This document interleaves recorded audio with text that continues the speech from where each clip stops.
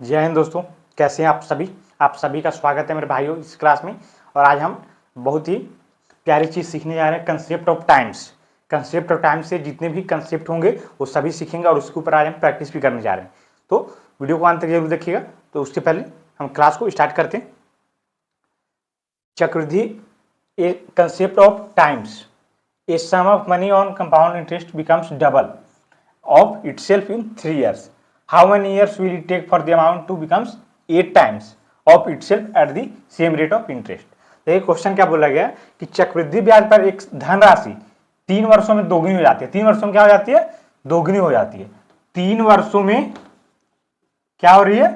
तो दोगुनी हो जाती है, 2 टाइम्स हो जाती है, दोगुनी। तो समान ब्याज दर पर राशि को 8 गुना होने में कितना वर्ष लगेगा? 8 गुना मतलब 8 टाइम्स होने में कितने वर्ष लगेगी वो हमें फाइंड आउट करने हैं। तो यहां पर देखिए 2 की पावर यहां पर कितना है? 1, और ये 8 को हम क्या लिख सकते हैं? 2 की power 3।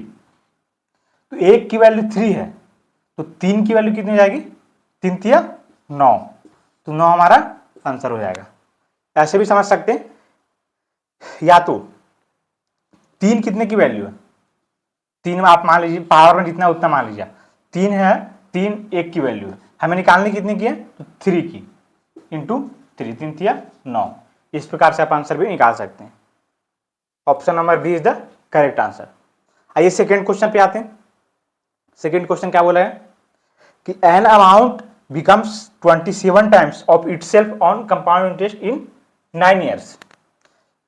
In how many years at the same rate on compound interest it will become 81 times of itself? देखिए 9 ईयर में क्या बोल रहा है? 9 ईयर्स में 27 टाइम्स है, तो 81 टाइम्स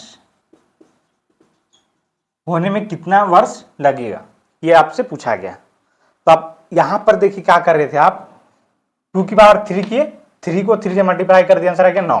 लेकिन क्या इसमें हम कर पाएंगे? क्योंकि यहां पर जो है 27, यहां पर 2 का पावर नहीं है, यहां पर 27 का पावर नहीं निकल पाएगा। तो आपको यहां पर क्या करना है, इसको भी लिखना है और इसको भी पावर में लिखना है। इसको हम क्या 3 की पावर में 3 लिख सकते हैं, लिख सकते हैं, और इसको हम 3 की पावर में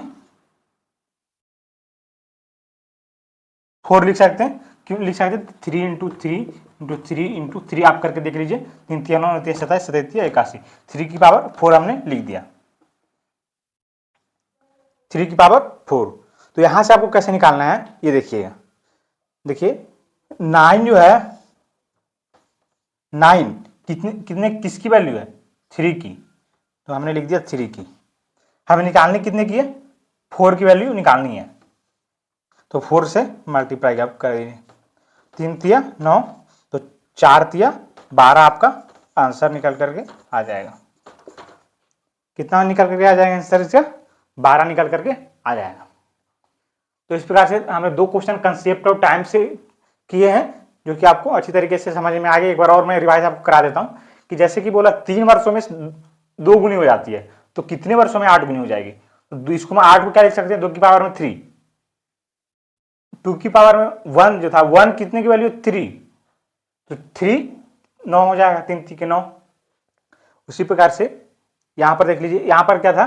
2 की पावर में 1 था, 2 की पावर में 3 था, हमने मल्टीप्लाई कर दिया 3 से सीधा। लेकिन यहां पर जो है 27 की पावर में 1, 27 की पावर में 3 नहीं है, 27 इसका मल्टीपल है, पावर में नहीं है। तो हम इसको भी लिख सकते हैं 3 की पावर 3, और इसको लिख सकते हैं 3 की पावर 4। तो 27 बटे 3 कर दीजिए, इंटू में 4 कर दीजिए, आपका आंसर निकल करके आ जाएगा। सॉरी 9 बटे 3 कर दीजिए, इंटू 4 कर दीजिए, आपका आंसर आ जाएगा। तो आप कितना जाएगा सर इसका? 12। तो इस प्रकार से हम कंसेप्ट ऑफ टाइम से रिलेटेड क्वेश्चन को सॉल्व कर सकते हैं। आप इसको नोट डाउन करना चाहते हैं, बिल्कुल नोट डाउन कर सकते हैं, और अगली क्लास में इसको जरूर बना करके लाइएगा। तो कंसेप्ट ऑफ टाइम जो है अभी पूरी तरीके से समाप्त नहीं हुआ है, इसके ऊपर और भी हमें क्वेश्चन प्रैक्टिस करने हैं, जो कि हम करेंगे नेक्स्ट क्लास में। तो अभी के लिए आज के लिए इतना ही रहने देते हैं, तो मिलेंगे नेक्स्ट क्लास में। तब तक के लिए धन्यवाद।